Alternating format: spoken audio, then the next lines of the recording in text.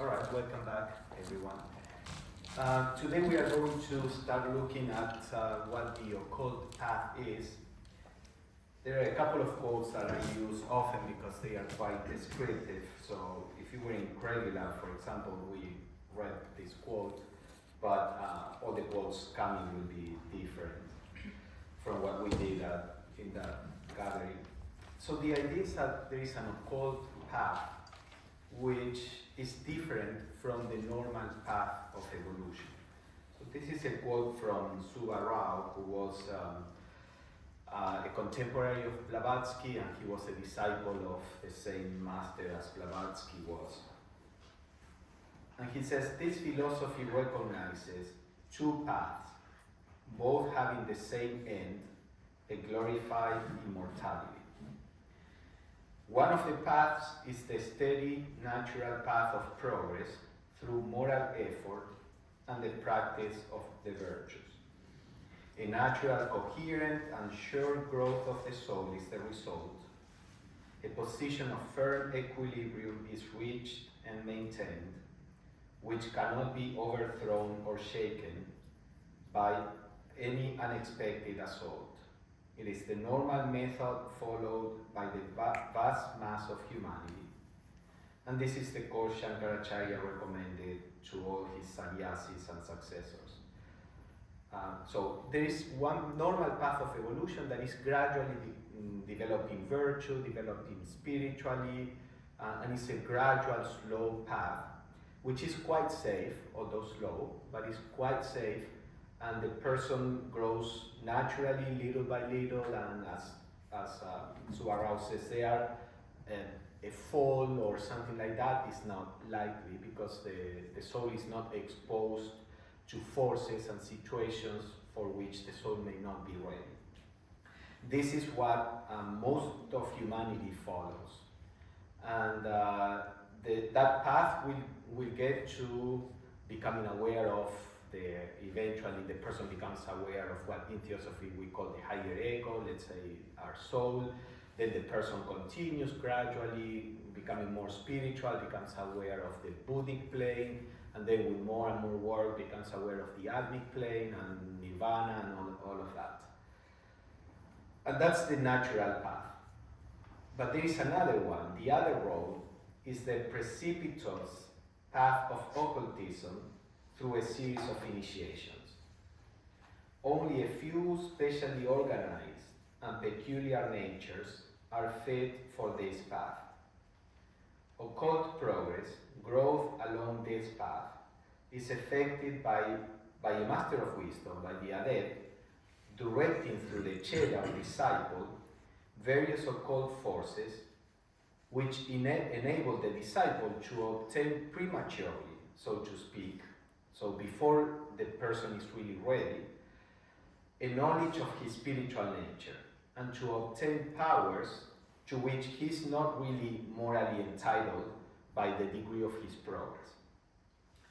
Under these circumstances, it may happen that the disciple loses his moral balance and falls into the Dukpa path. Dukpa is the black magic. So he says there is this natural road, safe but very slow, and then there is this other dangerous path by which we can attain the same levels of development, but in a far shorter time. So suppose, and this I'm speculating, I never read any numbers about this, but the idea is, suppose that through the natural path you take 20 incarnations until you can realize your higher nature. You continue gradually working, you take 50 incarnations to break through Buddhi, and then you continue, take 100 more incarnations and get to Nirvana. Through the occult path, the occult path is one in which the masters who are able to manipulate the forces of the cosmos direct these forces to the disciple and allow the disciple to break through all those levels of consciousness in a far shorter time.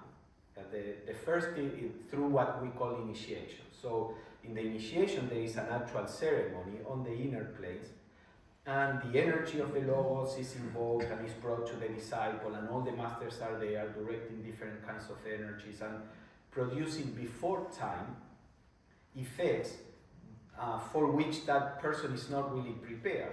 I mean, if that person was prepared, that means that that person was coming gradually through that path. So the first initiation is one in which the disciple is helped to perceive the Buddhic plane.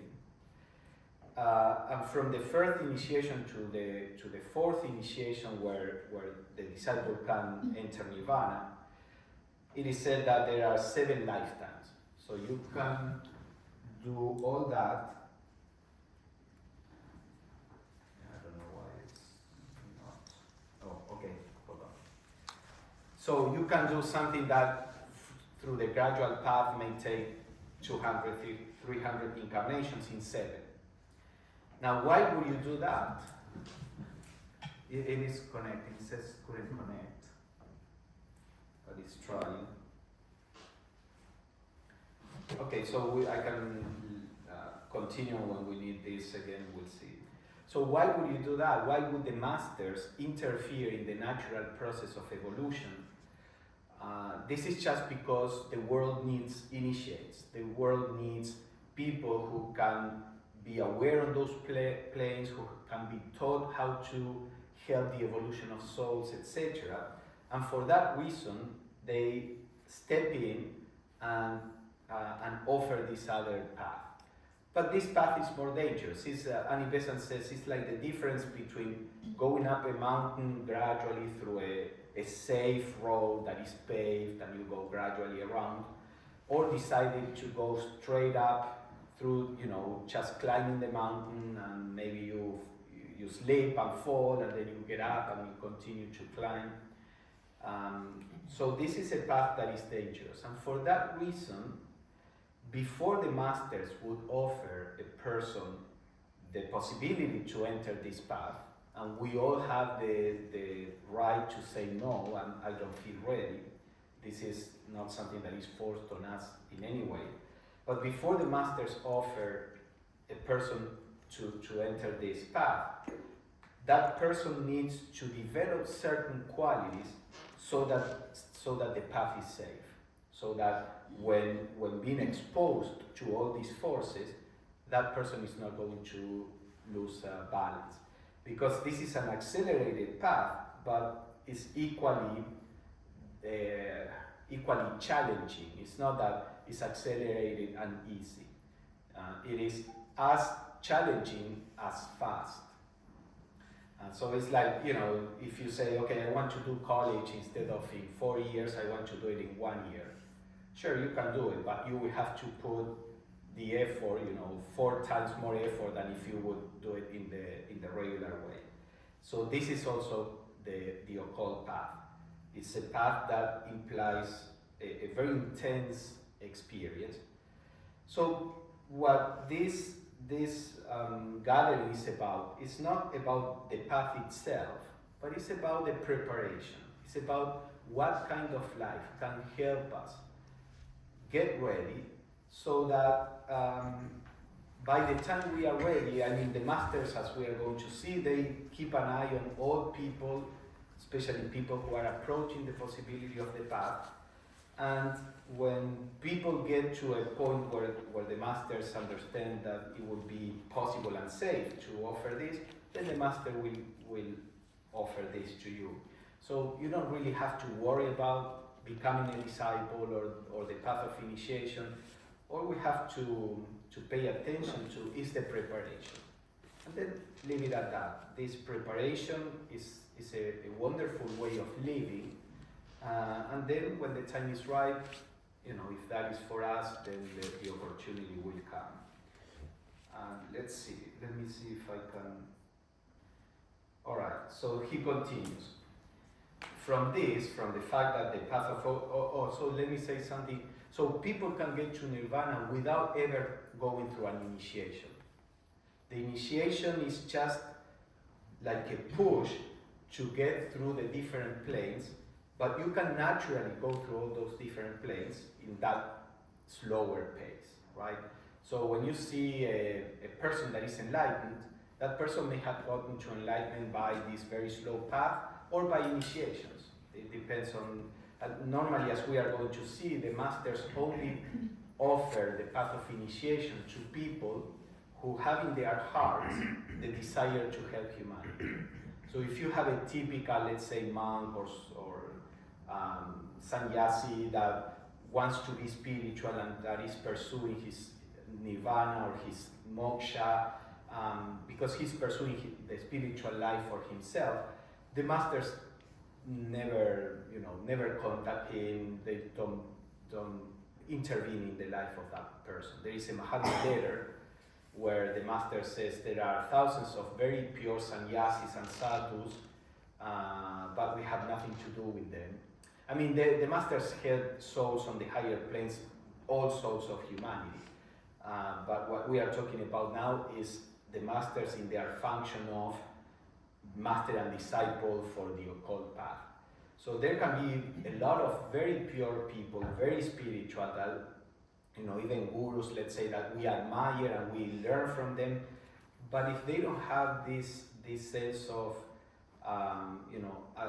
I'm doing this to help humanity, they will never be initiated on the path. Normally, if there are gurus that are teaching, that's because they have some sense for humanity, right? But there are many people in the forest, in the cave, in the desert, that they are concerned about their salvation. So in those cases, the masters don't intervene or offer them this path. Because all this energy and time that they spend on a person is like an investment. We are going to spend all this time on you so that you can become one of us and help humanity, not just for your own sake. Yes. So the altruism, the desire of help the other, not is the normal stage that everybody arrive in development. Just yes. Some people arrive in this desire. Yeah, so he's asking if this altruism and compassion is not the normal development of a person. Not necessarily. I mean, as you become more spiritual, you may become more, you develop more compassion and you develop all of that. But if your view is that all of this is an illusion, for example, as there are, many spiritual paths that have the idea that even the suffering itself is an illusion, that doesn't move the person to try to intervene in the world and change this. So this is part, there is a quote from HPV where there was a person saying, why should we help the world if the world is an illusion? Shouldn't we just focus on spiritual development and all that?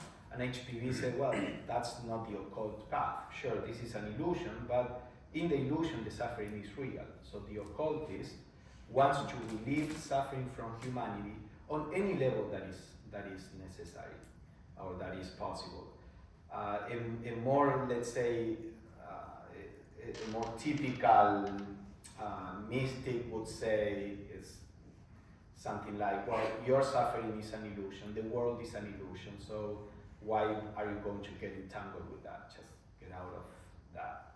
And then you see, like, typically in Buddhism, the idea of the Mahayana and the Theravada. The Mahayana, where this ideal of the Bodhisattva, of helping humanity, is present. In the Theravada, it's not so much. In Christianity also, typical Christian person is trying to attain heaven for himself or herself, right? So there are spiritual paths in which you may grow in compassion and all that, but not necessarily have the idea of my purpose in life is to help others get out of that or transcend suffering.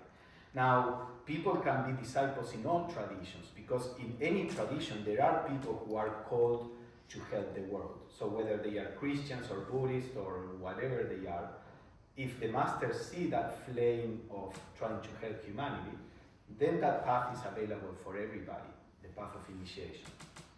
Like St. Francis, for instance. St. Francis or Mother Teresa, or many. There is a mystic. I think I never remember because there was a time where I read biographies from some Christian mystics, and it's Padre Pio.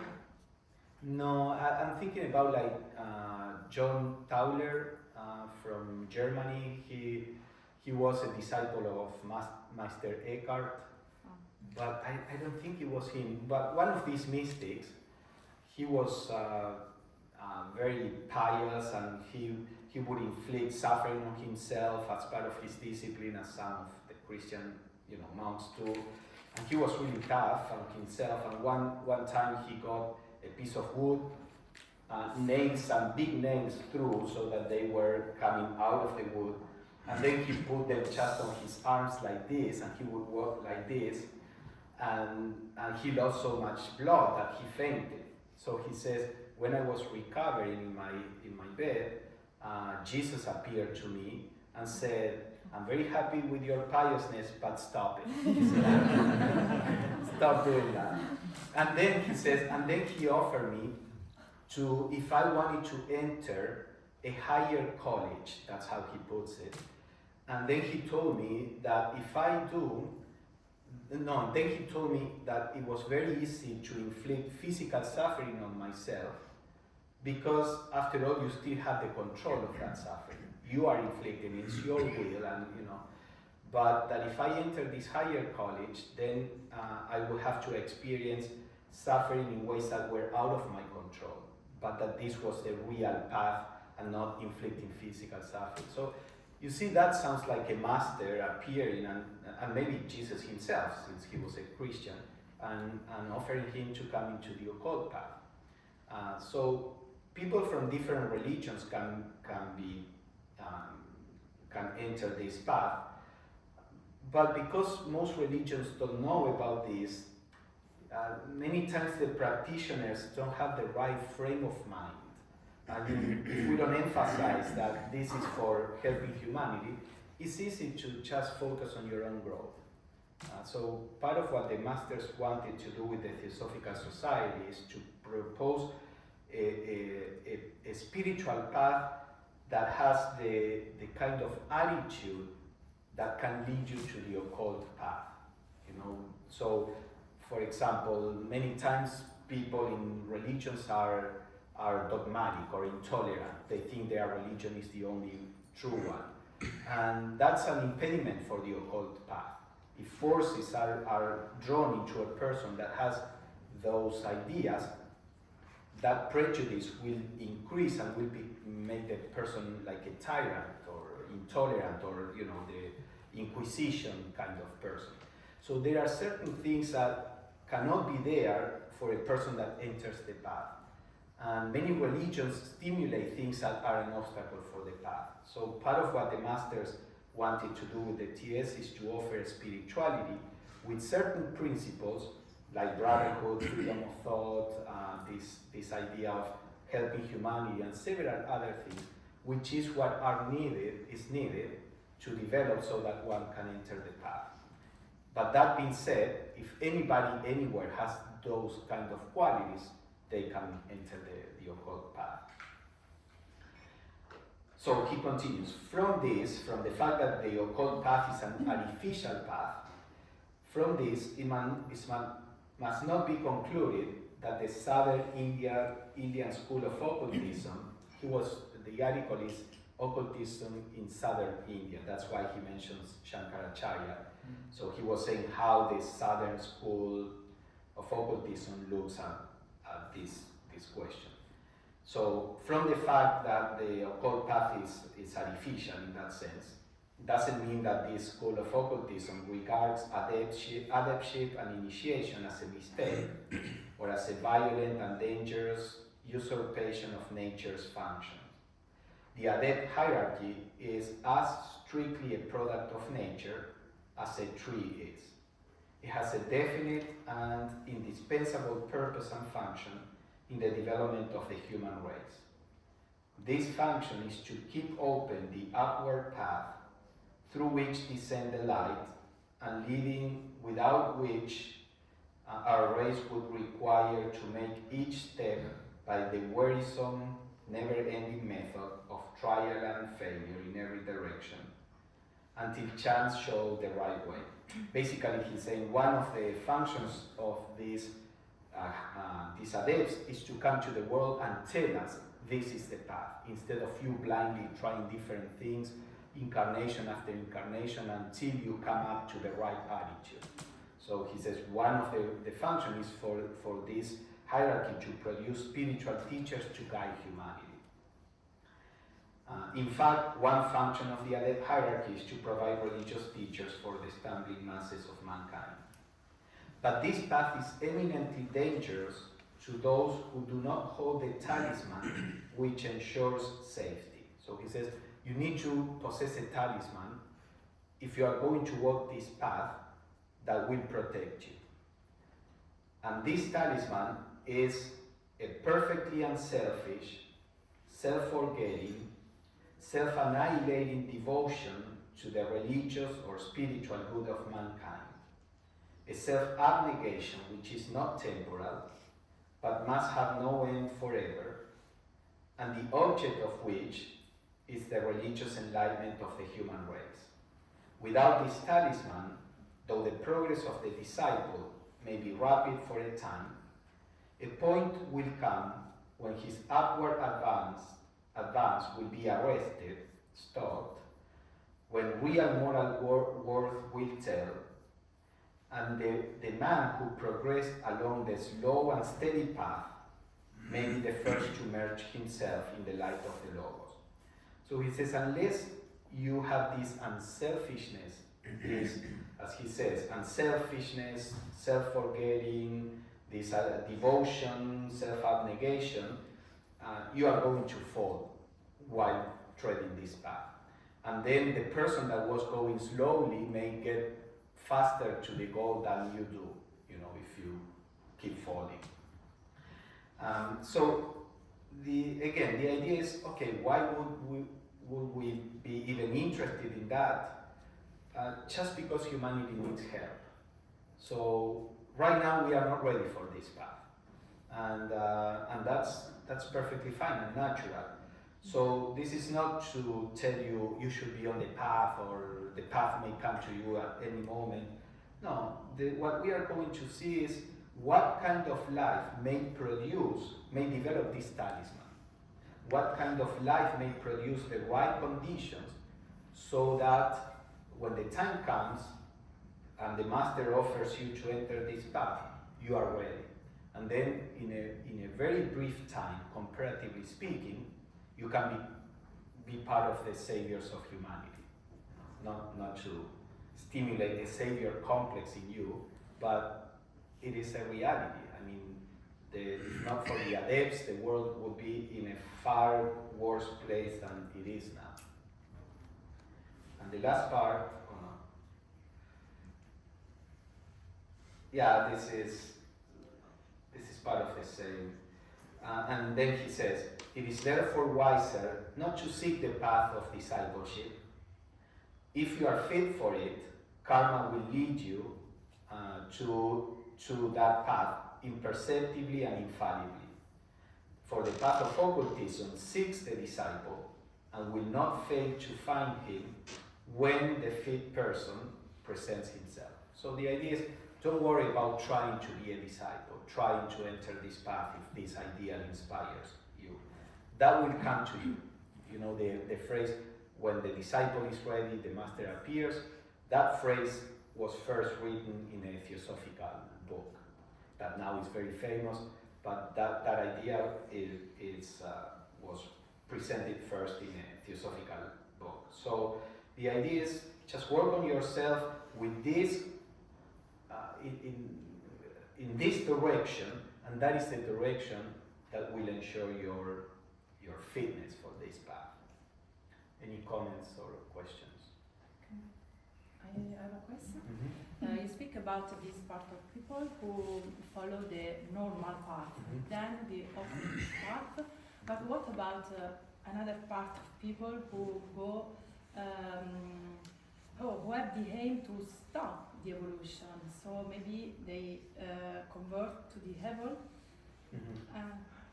That you mean like the Dugpas? Yeah. People who are fighting against evolution? Yeah. Yes, there is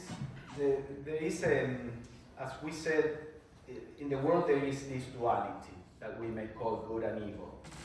And just as there are people who are further in human evolution, there are people who begin to work against human evolution. And when these people become powerful, they can become quite powerful. They become what the masters call dupas or black magicians, or however we want to call it. Now, when the masters talked about the dupas, which the master says they are our most powerful enemy in the work that we are doing, they always call them the brothers of the shadow.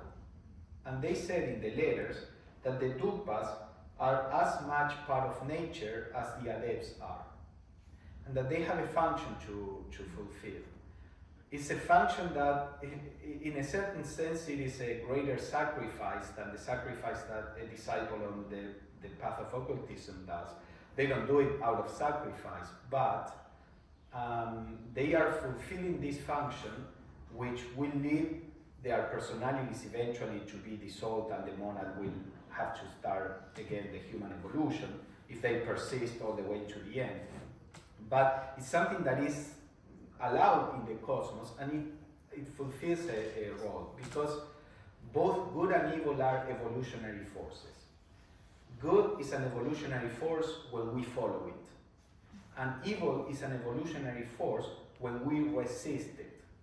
Because when you resist evil, or by resisting evil, is how you develop your potentialities. So the evil is the challenges, is the what is pushing in the other way.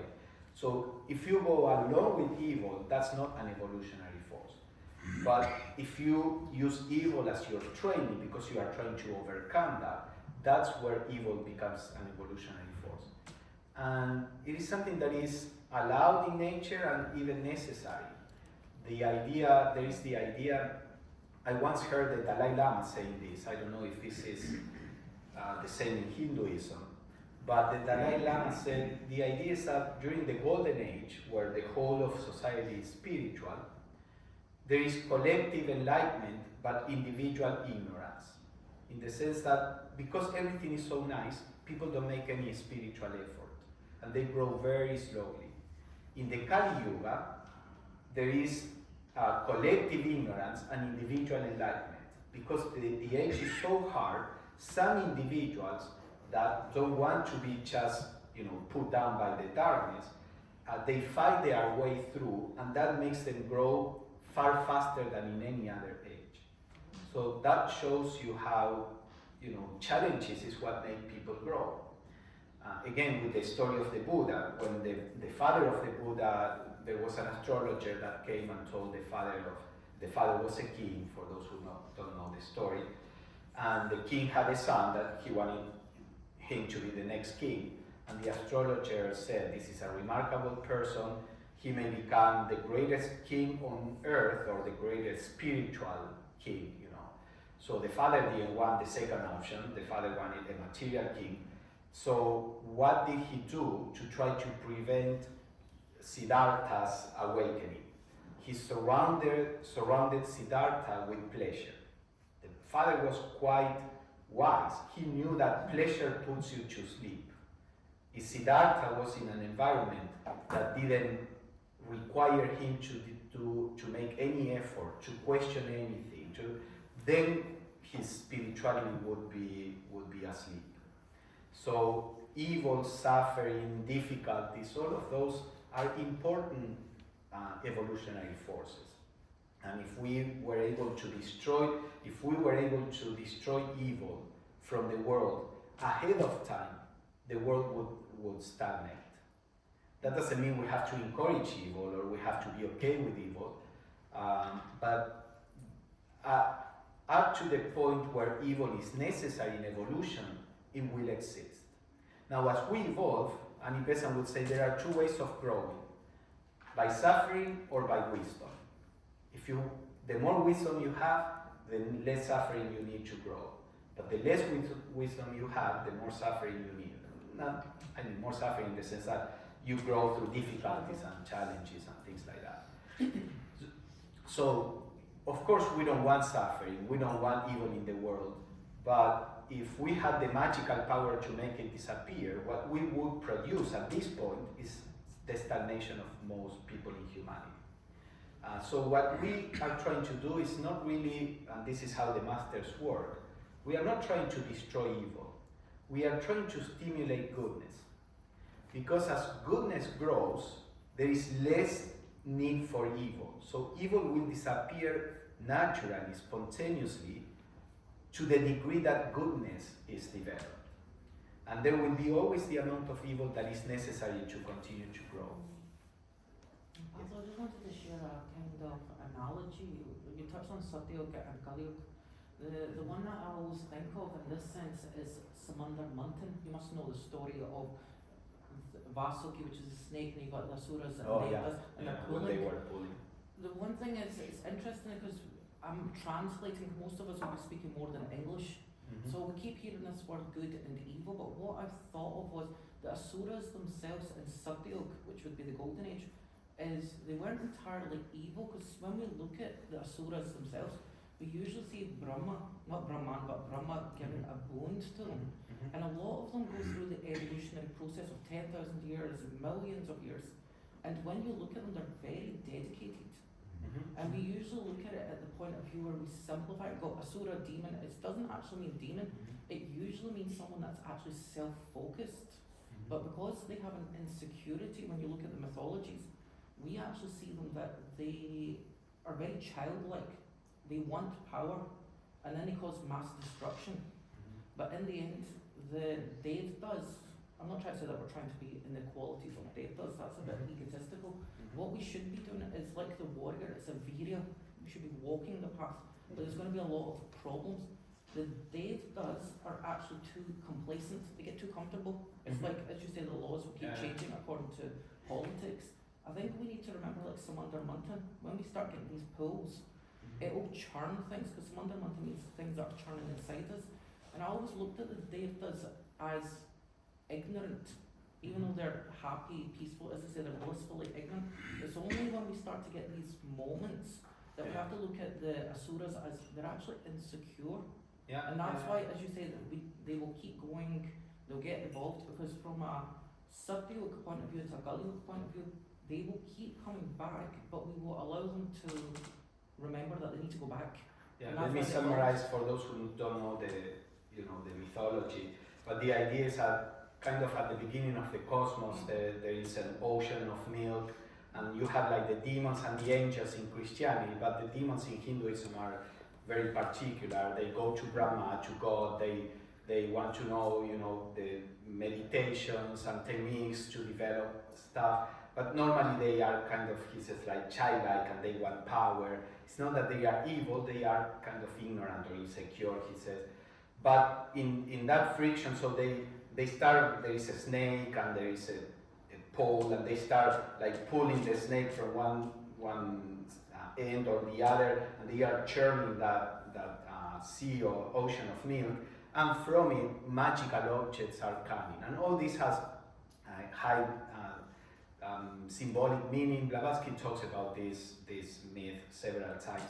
But maybe you see they are the struggle of these two forces, but that are actually producing divine magical objects. And also those forces within us are churning also that which is that ocean of milk is like your raw potential, and then as you churn, this starts creating forms, starts getting some form which is a symbol of developing your inner potential. So good and evil are, as we talked yesterday, they are relative. As we see today, they are necessary. So if we understand this properly, we can have compassion for the suffering that is today in the world, but without fear. I live in the US, and of course the situation is complex there as in many other places in the world. And some people are really, out of sorts and fearful what is going on, and they have a very difficult time relating to reality. But if we understand that these things are the ones that shake us out of complacency, that force people to take positions, a firm position, and say, okay, I'm being forced to endorse one thing or the other. All this conflict is how regular people who are not thinking about growing spiritually are forced to face certain things. So when you understand that, even though you may feel compassion for the suffering, you can still feel confident and say, this is part of the growth. It's not that everything is going to hell. It's not that, unfortunately, it's part of how humanity grows. And for an occultist, it is very important to keep your cool. Because if you get into the world frenzy and hatred and fear, you are emanating all this to the astral plane. The astral plane is like this collective emotional field, and you are emanating all that and stimulating those emotions in people around. As an aspirant to become an occultist, let's say, part of our work is to try to keep our center, to keep balance, because then you are emanating calmness and peace and understanding to the astral plane. Occultism is a lot about forces. So what forces are you putting in place during your daily life, how you face situations? And the idea is to start working as the masters do in our own little level, and start being a source of more peace than unrest, more love than hatred. Of course, we still have a lot of those things, but the idea is not to be perfect. If you are perfect, you will be initiated. But on this path is, can you start maximizing, increasing the side of peace, understanding, etc., and decrease gradually the other side. So it is important to understand the place of evil in the world, the place of suffering in the world. And Ibesan wrote two pamphlets. One is the use and meaning of suffering, of pain. The use and meaning of pain. And then there is another one that is, I think, the use of evil. They are related, but they are very interesting. I would say, if you are having a hard time, having a sense of confidence with the world in the state that it is, read those pamphlets. They are available online, and that may help you be a little, more. I mean, again, it's not that you become callous and you become insensitive and you say, I don't care about all these people who are being bombed. The compassion is there, but a higher wisdom allows you to be able to remain with some inner peace and the resolution to fit yourself for this path, because the amount of change you can produce going through the process of initiation is far more than anything you could do by social work and by external action. That's what we saw in the first day. That doesn't mean you shouldn't do the social work and action. That's like picking up the things from the floor in a place that is flooding. You can do that if you feel called to it, but keep working and preparing yourself to work on the inner planes. That is far more effective, because what the adepts can do, as we are going to see, is to help the souls themselves grow and mature. And all the problems of selfishness that we have is because the souls are still too immature, because we are halfway in the process of evolution. If we can make the souls more mature, help them, nourish them, nurture them, help them grow, then the personalities will be naturally more loving. And that's what the masters are doing. And that's part of the job that we can join. We are doing that job down here on the physical plane when we are spreading these teachings, for example. The masters are helping at the level of the soul itself, because they can. We cannot at this moment, so our piece in this work is to work on the physical plane. But as you get yourself ready, you start working on the astral plane, then you start working on the mental plane, and then you start working on the level, the higher mental plane, the level of the souls. Any comments, questions? So we were supposed to work as good as we can in the physical plane until we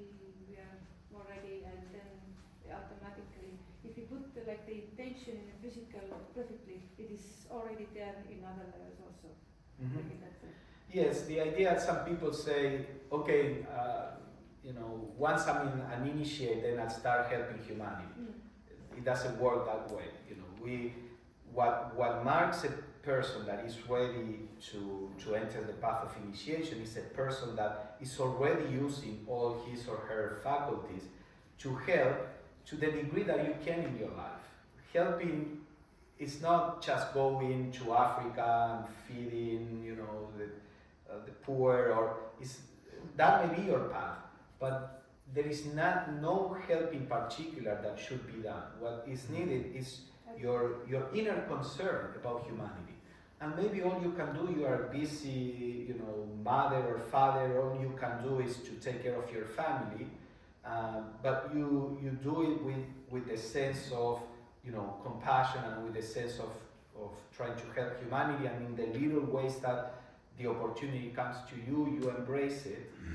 It's not what you do, that will depend on what karma brings, but it's having that attitude and concern. You are not here just concerned about yourself. You want to be happy as you want everybody to be happy. And that's what marks the seed of the occult, the occultist, let's say. So before you become even initiator, and the first you have to step to have the intention. This is like the even before of because this intention in the physical is the one that will keep repeating in all the other levels also. Yeah, but not necessarily the intention to be an initiate. The intention to help. Yes. That is what is needed. That's why we started with that. Annie Besant says, if you read the first part of her book, In the Outer Court, she talks about this mountain, and she says at some point a gateway opens to go straight up the mountain, and she says, and on top of the gateway there is the password to get into that path, and the password is service. So all that is needed, not all that, the basic requirement is that you want to help humanity in whatever way you can. And you can overdo it, and that is not good either, as we talked yesterday. So this is not to go berserk, as we said yesterday, let me help humanity, and then you exhaust yourself and you are not useful for the whole of your incarnation. So you have to be intelligent, to discern. There are so many things that humanity needs. You have to discern what's the way in which you can help humanity most effectively with the karmic situation that karma brings you, right? Again, service has no measure. No service is bigger than another. You do what life allows you to do, and you embrace that. So we don't have to do nothing in particular, just Nothing be in particular. aware of what comes to us and respond. Yes, and be willing to give of yourself what you can at the moment and what is needed at the moment. Life will bring to you where as we are going to see, the master is actually sending you situations where opportunities for you to serve, and they may be very small in your eyes, but not in the eye of the master. I really like the part to talk about the attitude to help somebody, because even myself, I'm not sure that's other people, but even myself, sometimes I got myself in a situation when I want to help somebody or want to do something for the humanity. I think that I need to do something big. I don't want to do something small. If somebody asks me to sweep the floor, I won't do that. I want to do something bigger. I want to be the speaker. So that kind of attitude is wrong, because it's for the self, it's for the ego. So when we talk about service, I think I remember that one of the Theosophists in Australia, she's very wise, and she said that I don't dream to do anything big, but I promise myself that every day I will do one thing to help people. It can be very simple. Absolutely. Help somebody to cross the street, help somebody to find a way to go somewhere. So that reminds me a lot of what is our intention. Is that because you want to do something for humanity and not just put aside everything else? So there may be something wrong there. So Yeah. there's a level of discernment for yourself inquiries as well. Yeah, absolutely. Sometimes I tell this joke that Boy Scouts are supposed to do one good deed a day or something. So one Boy Scout comes and kind of tired, all sweaty, and the friend says, "What happened?" "No, I had to help an old lady cross the street." "Why was it so hard?" "Well, she didn't want to cross the street." So yes, so we shouldn't be trying to do service because we are going to get something out of it, or as you say, I'm going to serve, but only in this way. This is a more organic, natural attitude, where you are just not self-centered, and many times it's something very simple, and it's somebody, bringing the chair so that somebody can, it doesn't matter what it is. It's more the attitude of not being self-absorbed, being more aware of people's needs, etc. And again, you may overdo it. Many times in the TS we have people, some of us may be oversensitive. So in that case, you have to work to get to a point of balance, and maybe you have to be a little less sensitive if you see that your oversensitivity doesn't allow you to do the work as best as you could. So all these things we need to understand them in the context of a place of intelligence and balance. Oh, you wanted to say Yeah, something? so Pablo, I wanted to just share something because I enjoyed, most of us will know this, we love the library. And we have so many conversations, and the first thing I noticed was the word initiation. We know the first thing is why we don't ask for it. We were discussing this in the Glasgow library, and it was about what does that word mean? To initiate means to make contact. And a lot of us forget that once you make contact with something, that's the start of a huge amount of work. Because I've spoken to a lot of people, like in the spiritual scene, the occult scene, and they all say, I want to be initiated, I want to be initiated. This could be in Hermetic Golden Dawn, it could be the Teal, Wicca. There's so many paths out there, and even in the Eastern paths. And I always say to them, if you want that, what will you do with it? They don't have an answer. It's because I always say, when you do not ask for something, it will come to you. Because, like you say, the masters will not interfere with them. So if you have a desire for something, they will feel it. And then they'll be like, you're not ready. And that's where the ego then feels a bit offended. And do you see this is where that's coming from? Yes, absolutely. And I always think initiates sit quiet. It's because when they go through an initiation ceremony, it's pointless. Because like we call the occult hidden. Yeah. As I've said before, what subjects we're doing, we're not gatekeeping. It's actually pointless to people that don't want to hear this. It's like we would not sit in a pub or a club or somewhere. Yeah. We're here because something's called us. So like the initiates themselves, they're not going to tell us they've been initiated because it's their experience. Yeah. And I think that there is an important distinction. This word initiation, as you say, is used everywhere.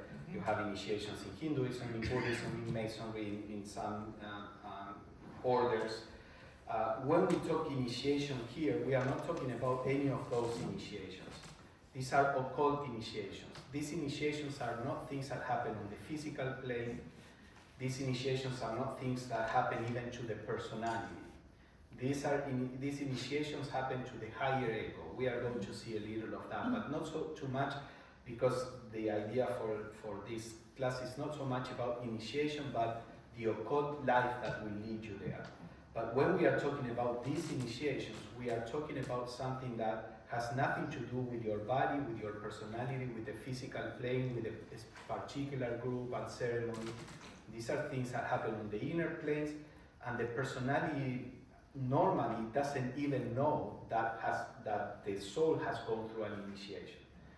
So, when there are occultists available, like in the case of Blavatsky, Besant, Peter, Hodgson, sometimes they would come and tell a person, if necessary, if the personality needed to know, they would come and tell the person that the person was initiate.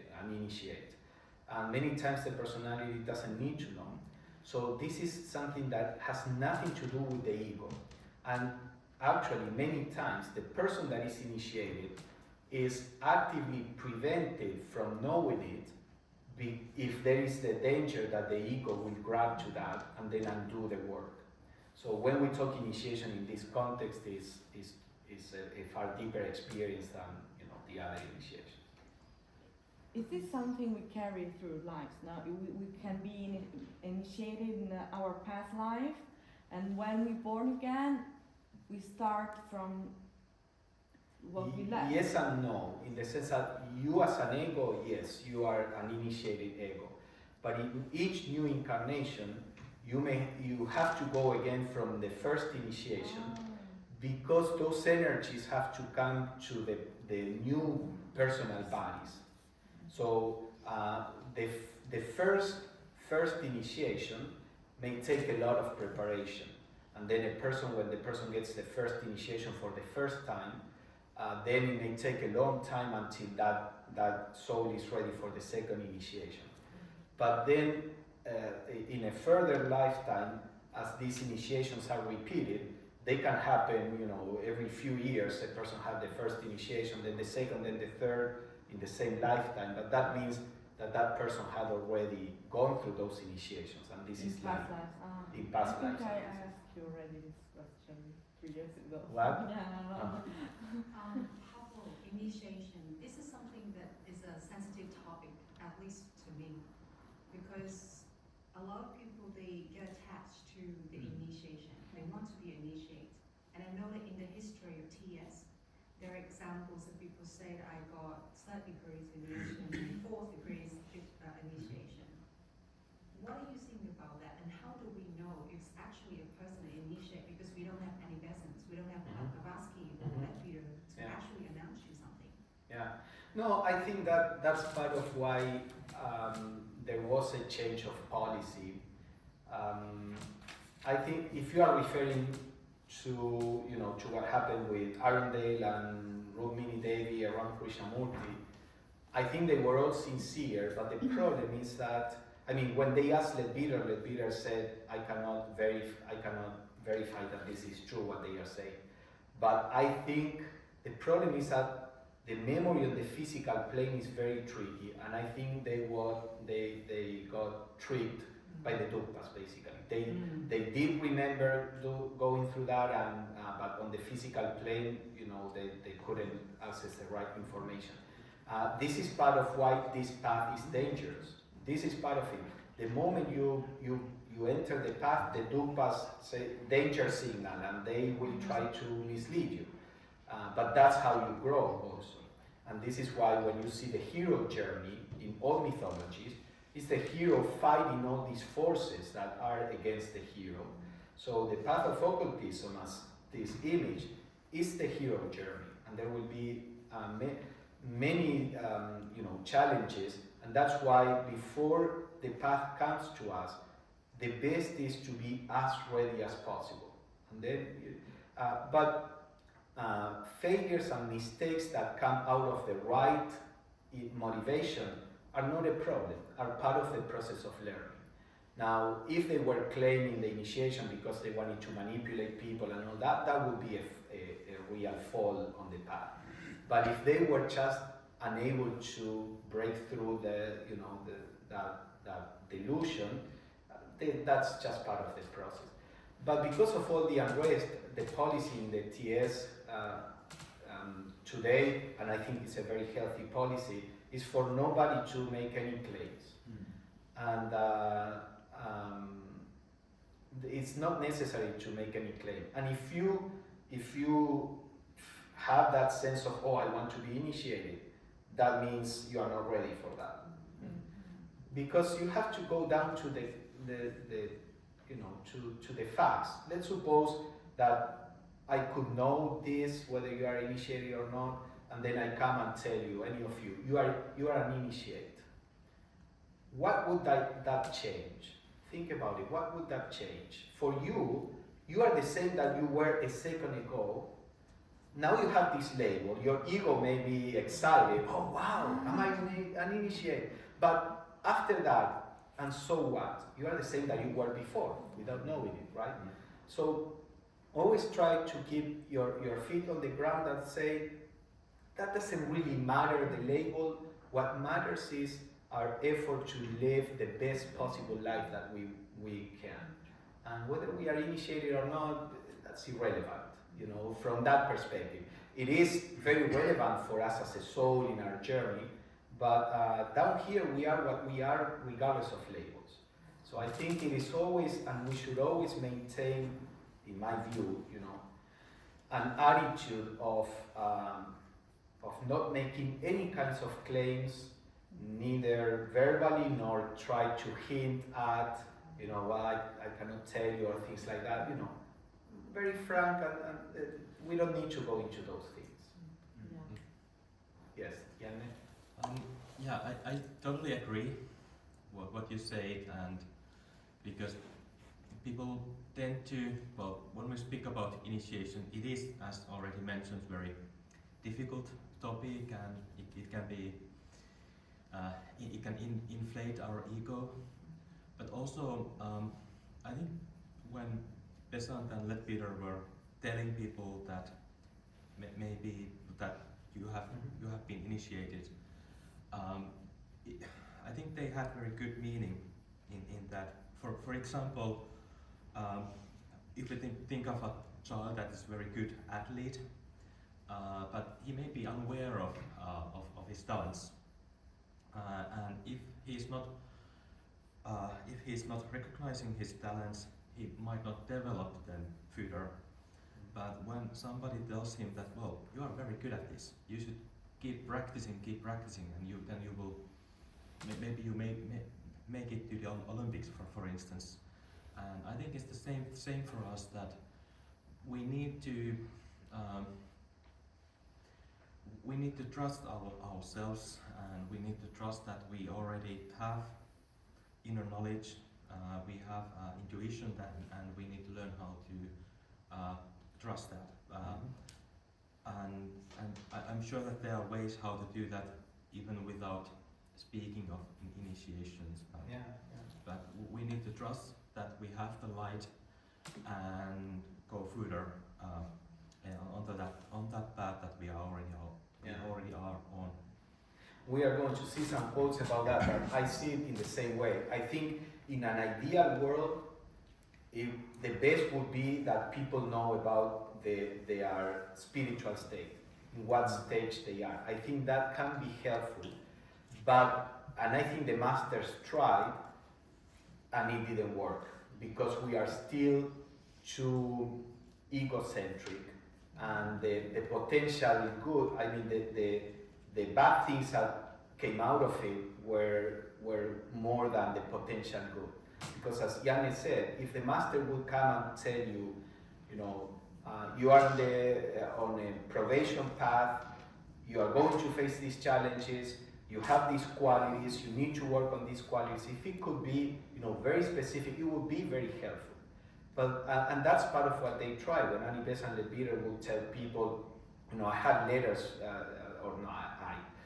there are letters, I have read letters from Besant that she was writing to Warrington, who is the founder of Crotona, and to another person, Van Hook, who was the president of the TS. They both had the first initiation, and they had difficulties getting along, and Besant was writing to them, you are an initiate, by no means can you be fighting or in conflict with another initiate, because that will bar your work, your further progress. So that awareness, that clear awareness, you know, made them make a very concerted effort to get along and be able to work together.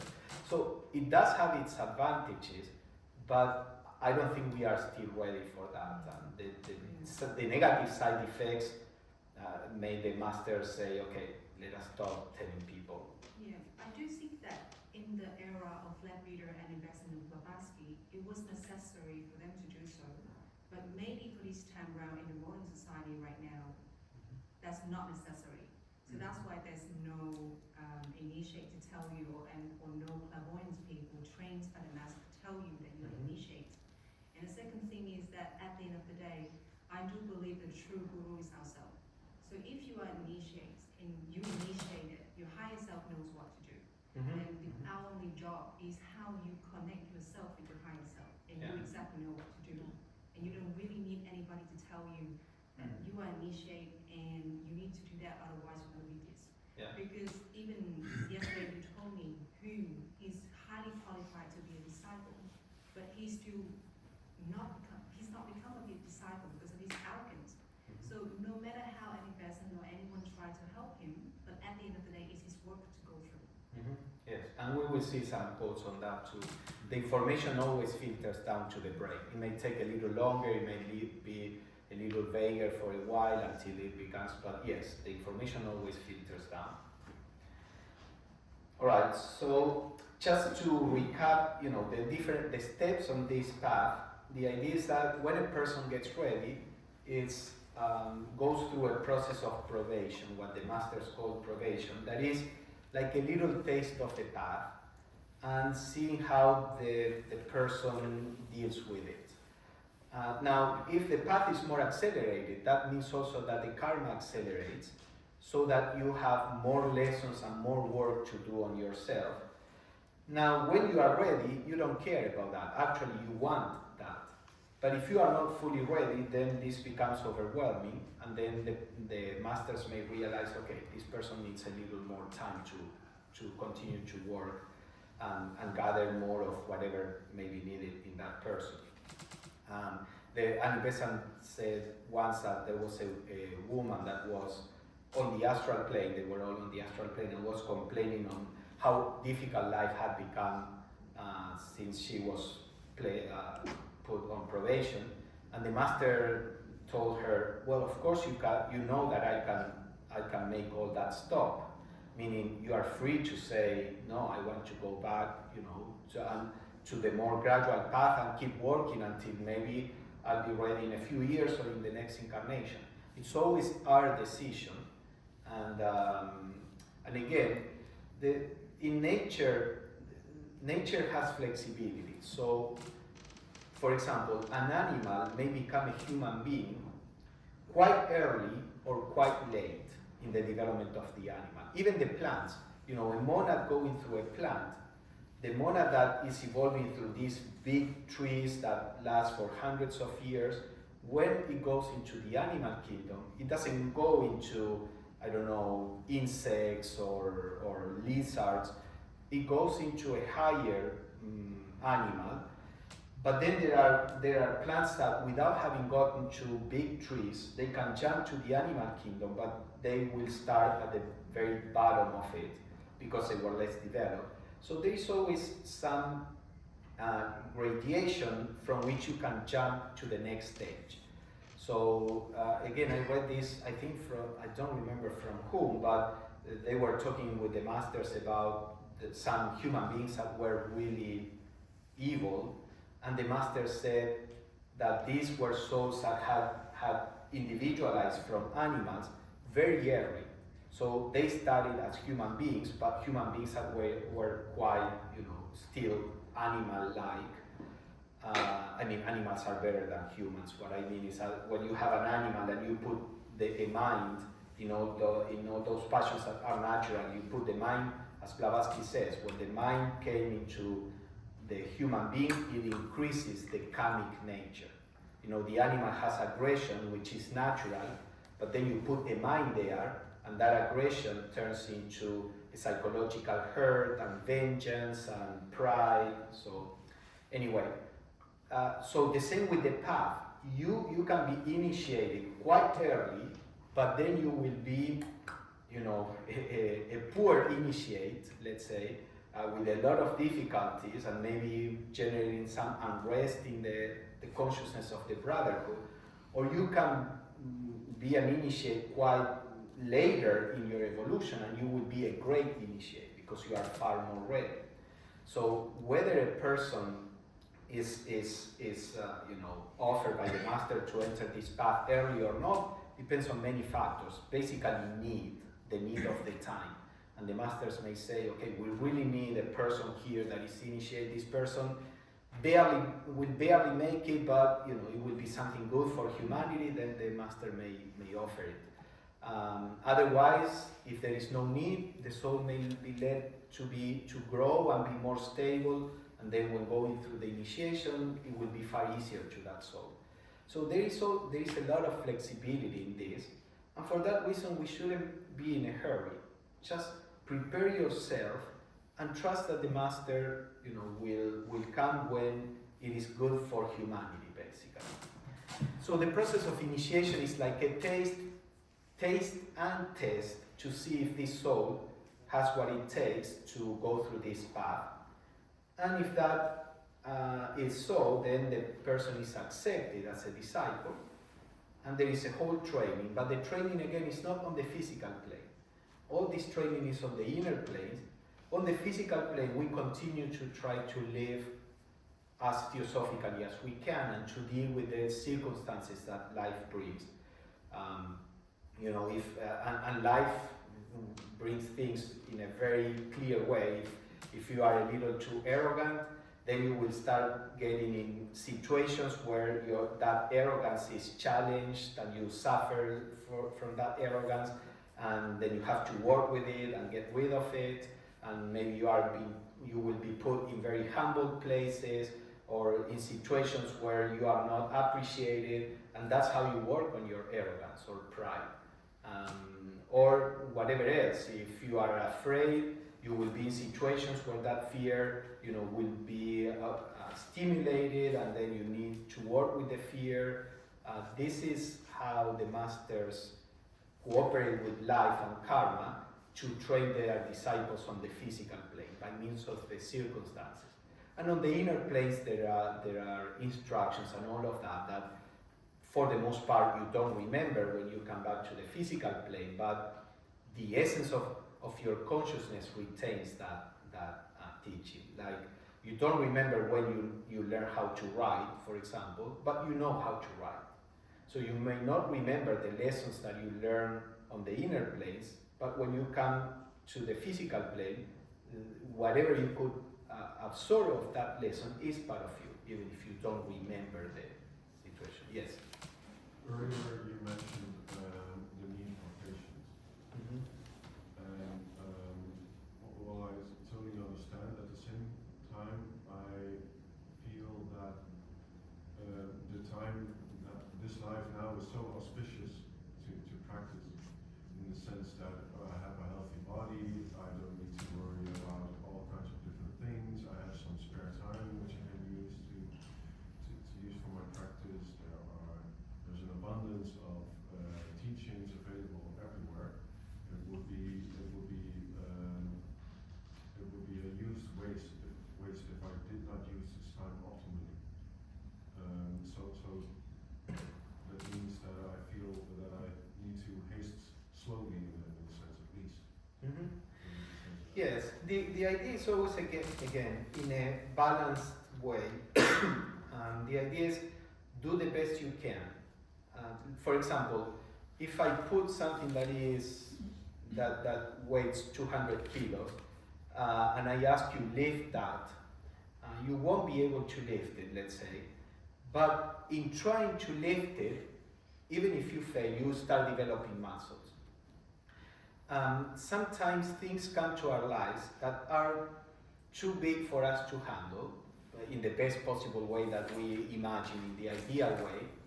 And we may feel that we failed. If I tell you lift that weight, you failed to lift it. But if you are trying, you are developing. So the same in life. When there are situations in your life, you are not expected to succeed. Because sometimes there are things that the masters know there is no way this person can react in the perfect way. And they don't expect that person to react in the perfect way. This is the situation that they want you to go through so that you start developing that, skill, understanding, or whatever it is.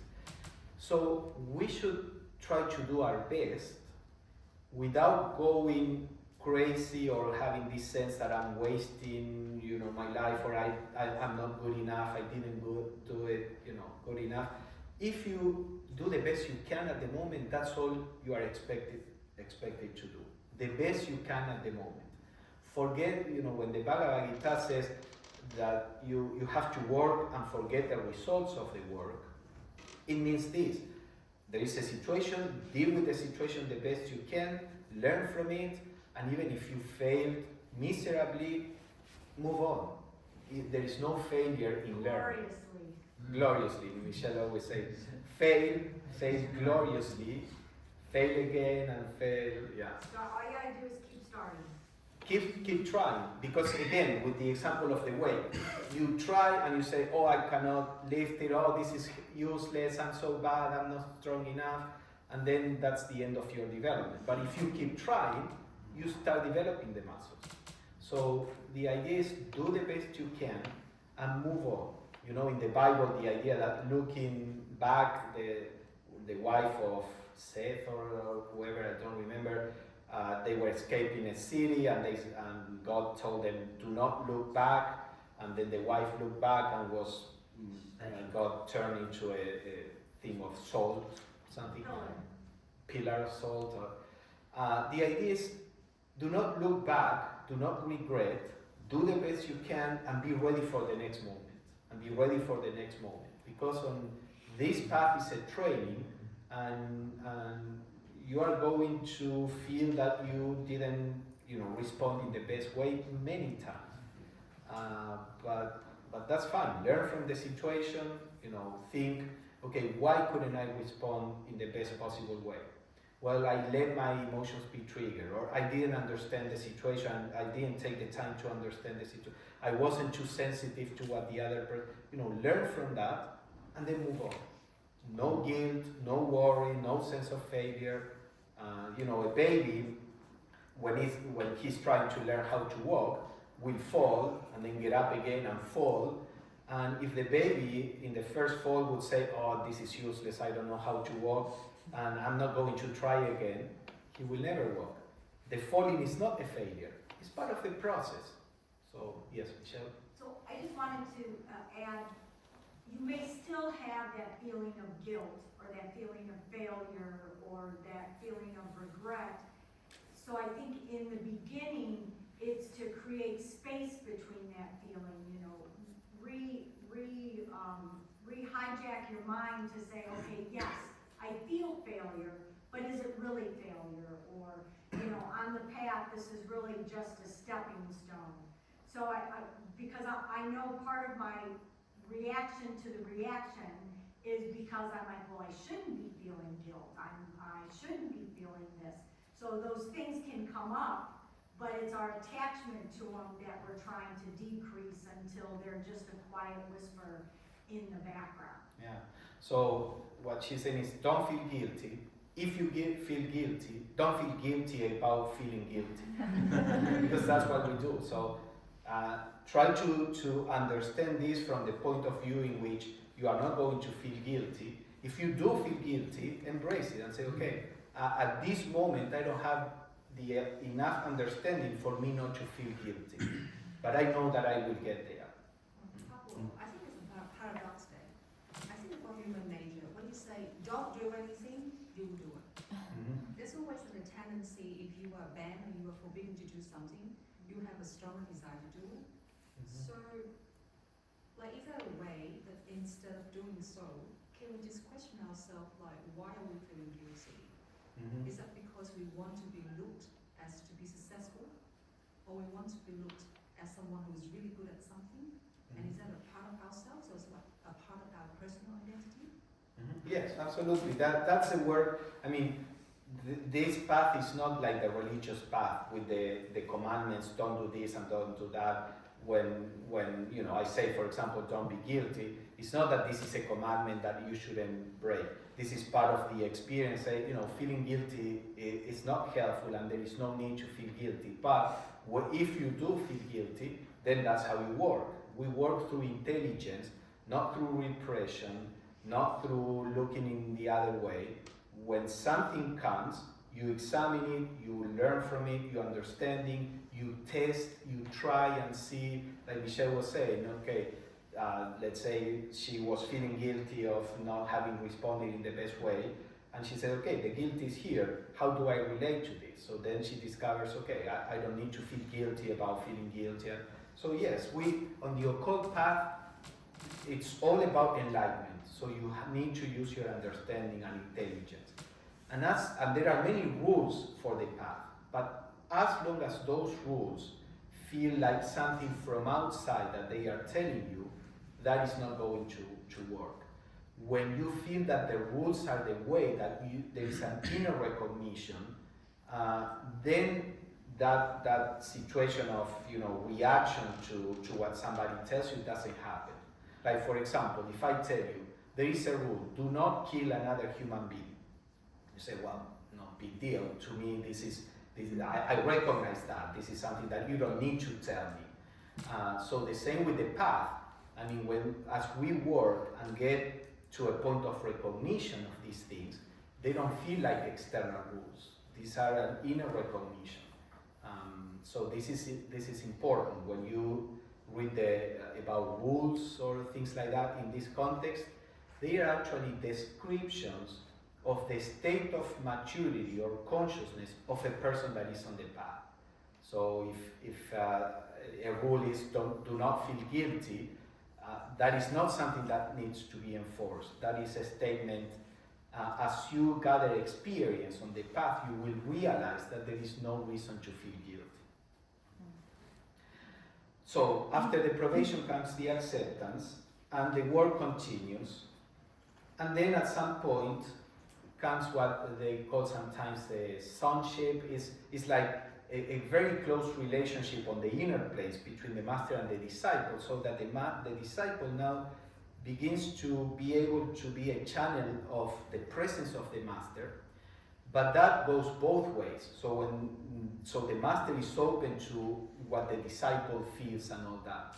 So before the master can produce this very intimate connection between the master and the disciple, the master has to be fairly sure that the disciple will maintain a certain level of life. There are always situations that may trigger the disciple. Even with Blavatsky, we see it in the Mahatma letters, when Blavatsky would get worked up, the masters have to draw a veil because all that is coming to them.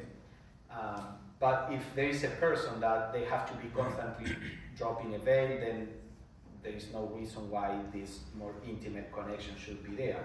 But as the disciple's inner life becomes more stable, then there is a possibility of this close connection, and then the disciple unconsciously begins to be a channel of the presence of the master. I don't like the word channel, but a conduit of the presence of the master. And for the master, it's very easy to send through the disciple certain influences or energies stimulating spirituality without the disciple even knowing about it.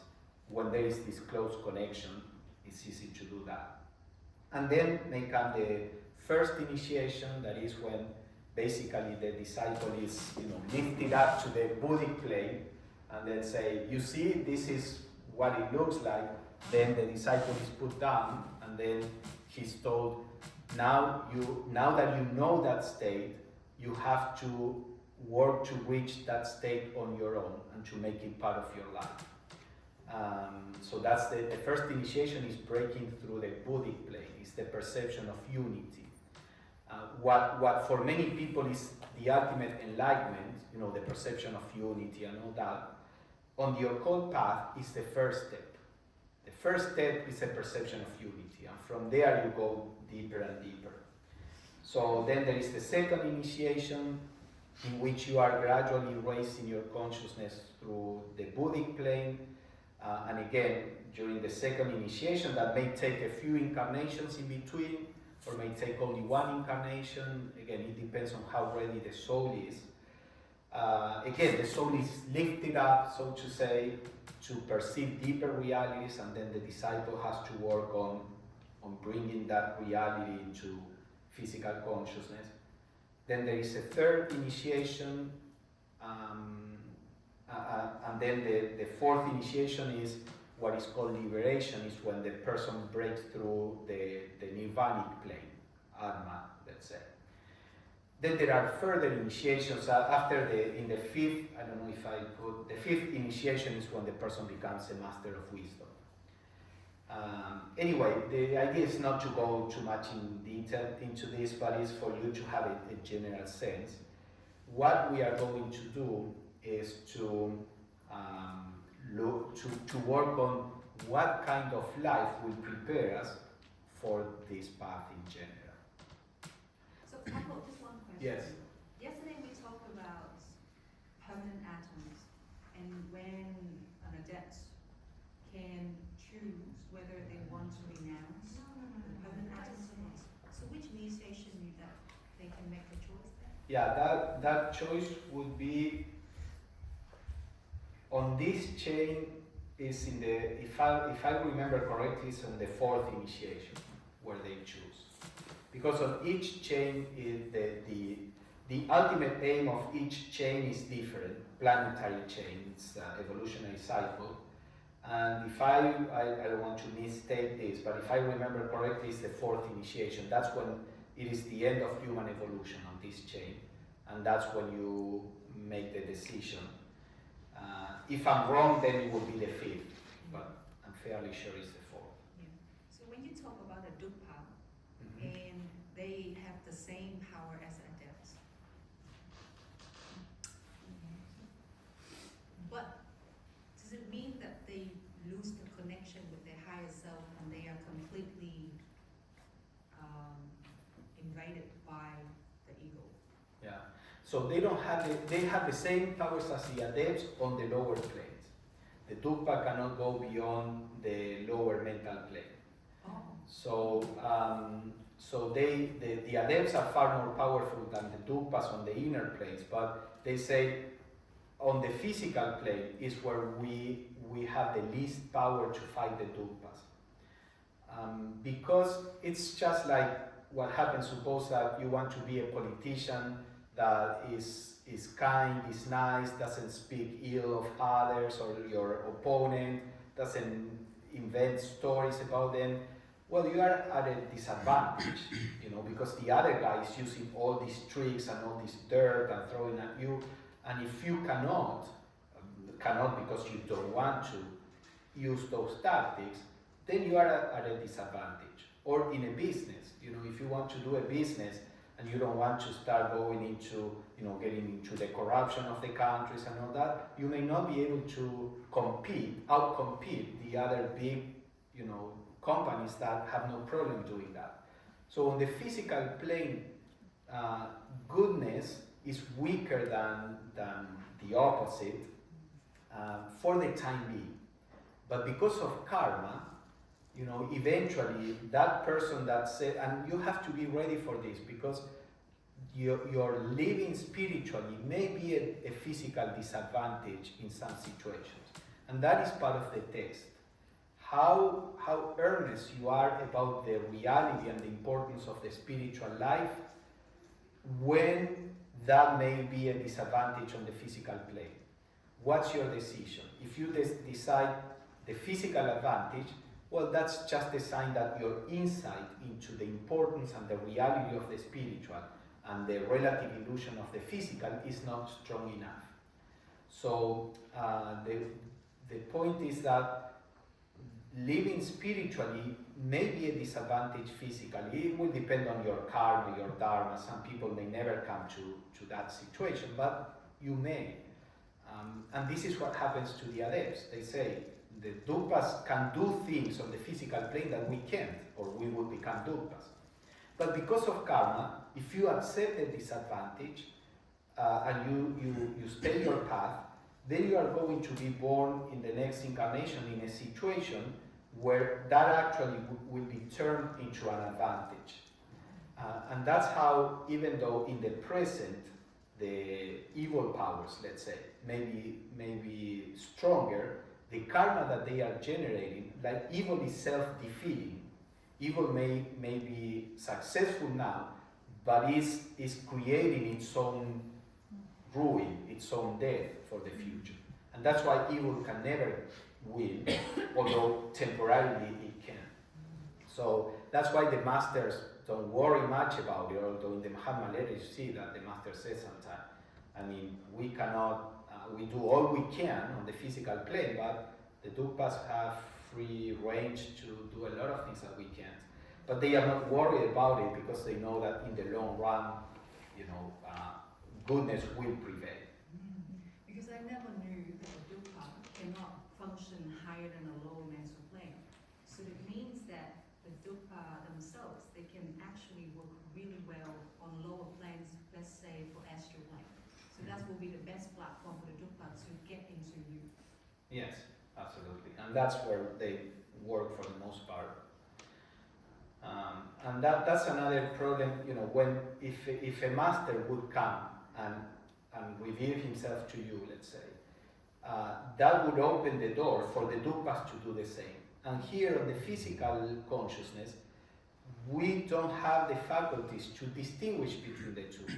The only way, or even on the astral plane, the only way you can distinguish who is talking to you on the inner planes is by raising your consciousness to the causal level and see their causal bodies.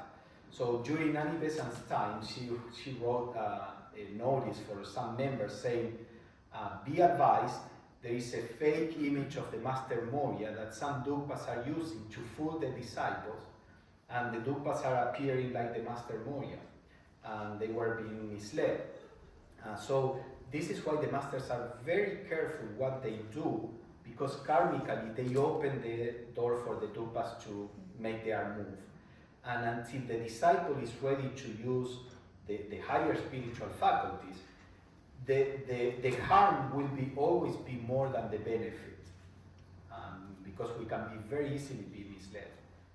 In the case of Sinet, the master was trying to, there is a letter where the master is, because Sinet was kept telling the master, I want to see you, I want to see you, I want to see you. So finally the master was saying, no, we cannot do that. And eventually, one night, Sinet woke up, and then the master was in front of him, and then I think the master touched his head, he fell asleep, and then they were on the astral plane, and the master says, okay, your desire, the master didn't say this, but the idea is, your desire generated this cause, and now I'm responding to this, but now you have troubles, because now the dukkas can do this. So there is a letter where the master is trying to explain to Sinet, if a master appears and the atmosphere of the place is cold and humid, that is a dukka. If it is cold and dry, that is a master. You know, the only thing that the master could tell Sinet to try to discern, because now you open the door to be misled. And Sinet was misled, I think, in several ways. So that's why also you don't want to push the master's hand, because the master is an agent of karma. So if you keep saying, I want to be a disciple, I want to be you will generate a karmic force where you will force the master to offer that to you, and then you will fail. So there is an article from Blavatsky where she says 72 people forced themselves to be accepted as disciples by the masters. They all failed. Because it was the time where the masters were communicated externally, and all of this was so physically present that there were many members saying, hey, I want to be a disciple, why not? Hey, accept me as a disciple. And Blavatsky said, you know, they all failed because they were not ready. But if you generate the karmic cause, desire generates the cause, then you will be given knock and the door will be open. But if you are not ready, that door would be better closed.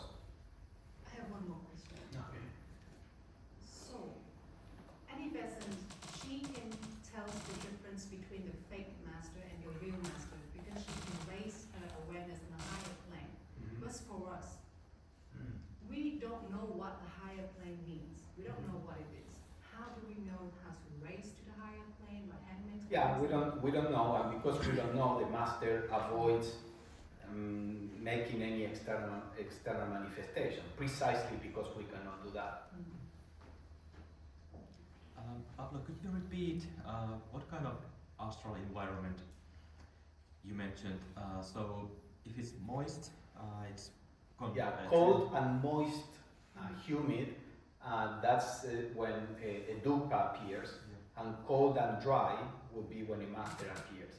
It may have to do with, because for the appearance they they use the akasha, and the akasha generates like a vacuum, and depending on what levels, this is all my speculation. Don't quote me. It's just as an illustration. So maybe the masters use the higher aspect of akasha, and that produces a cold but dry effect. And the dupas use the lower aspect of akasha because they cannot reach the higher, and that may create a humid. You see in the movies with ghosts that many times they show that when there is a ghost, there is coldness, and so there has to be some effect there, but we don't know, and that's a very inefficient way of distinguishing. But since Sinet had opened that door and he couldn't check on higher planes, the master was trying to say, okay, try to guess it in this way. Yes. I just want to say it makes sense from Mahabhuta sense, the 5 elements, because we actually say it's Akash, Vayu, so it's ether, air. Then we say it's Agni, Apas, and then Prithvi. So that actually would make sense, because when you're saying spirit into matter, matter into spirit, it made sense when we're talking about the astral plane. Right now, a lot of the New Age movement, which I've been spotting, is obsessed with manifestation. So when I see a lot of mediums, they always actually work from the astral plane, and I always say to people, do not go there. Because when you start dabbling there, you will get stuck there. And it makes sense, because if you look at it, what you just explained, going material, where we are right now, physical plane, it goes into Prithvi, Apas, and then Agni. Now what's really fascinating is that is Let me translate that before. Okay, translate it because most people. It's earth, water, then fire. Now if you're going into the Akash, which is not the Akashic records, it's ether and then Vayu. This is why they actually do not have a body, because I'm using the Mahabhutas, which is the 5 elements. Now everything has a system. We cannot go out of the system, which is natural law. It makes sense, because this is why we always say we can go from Prithvi, which is earth, up to spirit. Spirit coming into matter, it now makes sense, because that's the Panch Mahabhutas. Yeah, that's a good. Is the actual elements. Yeah. This is how I do Ayurveda, which you'll keep hearing me say. Yeah. It makes sense why all those things have to come in a system, because we cannot go disincarnate and go out of our body. And if we do, we can only go into a specific procedure. That's why when we go into certain realms, I always say to people, do not go to the astral, because if you get stuck there, it's more difficult that when you come back in a mental plane, you will come back completely different. I always want people to look at the eyes. The eyes, hence that quote, the eyes are the window to the soul. So now what you've explained, because I've never ever thought of it, that this dogba, or what we'd say is something dark, it's like a leech. And what is a leech? It's going to be wet, slimy, and it's seeking bran, and that's why we usually think of vampires in the mythology. So that makes sense. Yeah, thank you. So just, since we are also part of, we will be communicators of theosophy, always keep that in mind, what the audience knows. So, if you are talking from the Hindu tradition and the Ayurveda, that make always sure that when you are explaining this, and this happens a lot with theosophy, I tell always to people in theosophy, don't just say in a public lecture, because manas this and kama that, and nobody knows those terminology. So you have to be a good communicator. You can use specific language, but you always have to explain what it is. And also, don't say in a public lecture, say whatever you want. I would suggest not to say, like Jeffrey Hodgson said, in a setting where nobody knows who Jeffrey Hodgson is, if it is a public lecture. You may feel the other person like it's outside, it's an outsider, because you are talking with an inner language and understanding. So if you say that, you can say Jeffrey Hodgson, who was a member and clairvoyant, that gives something. Annie Besant, who was the second president of the Theosophical Society.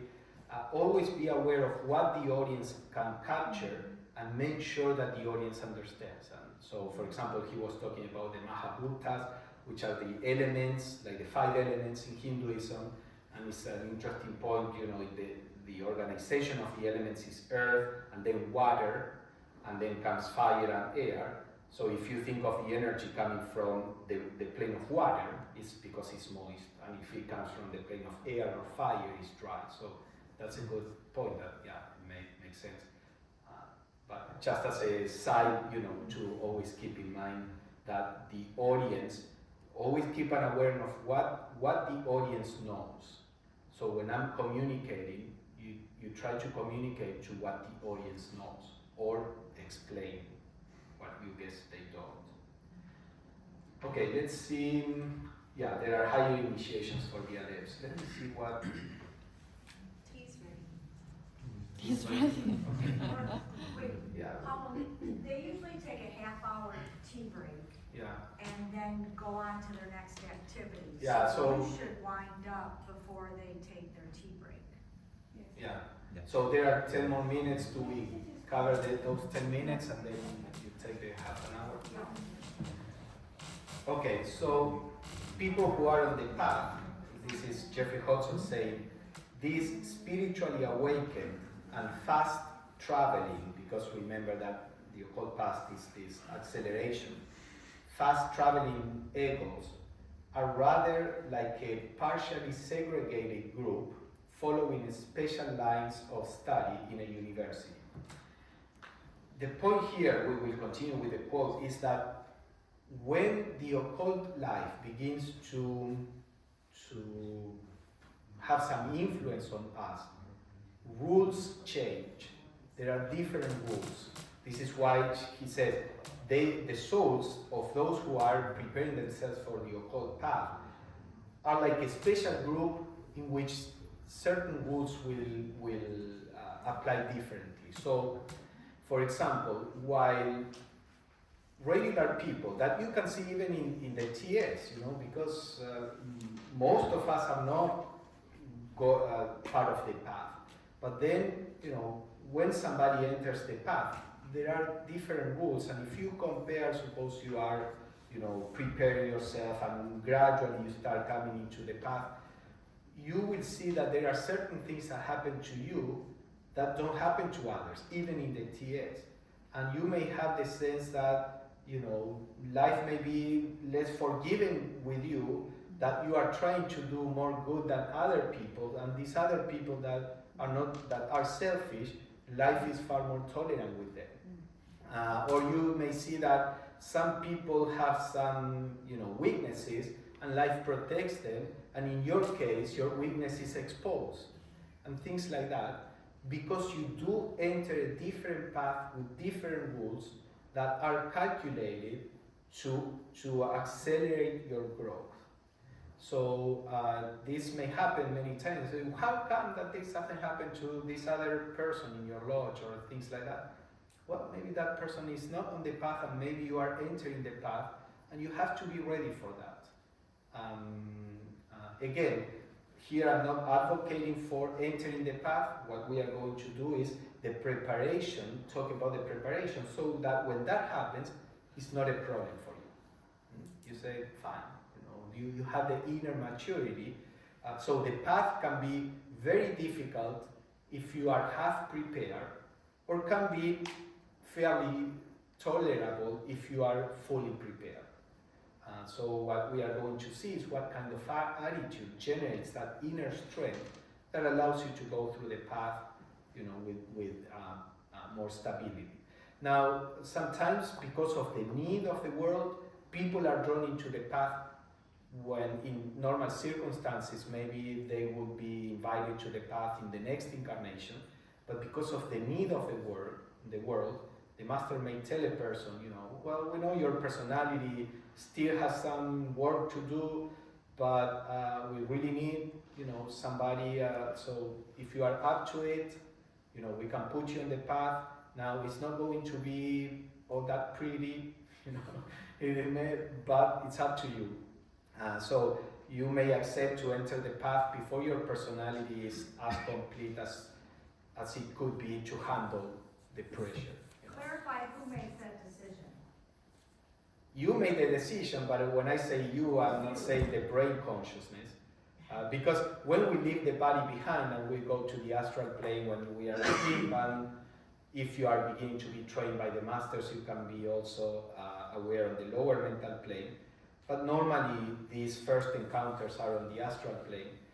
The thing is that when we leave the body behind and we are on the astral plane, if we are mature people, we regard physical life as something not very important.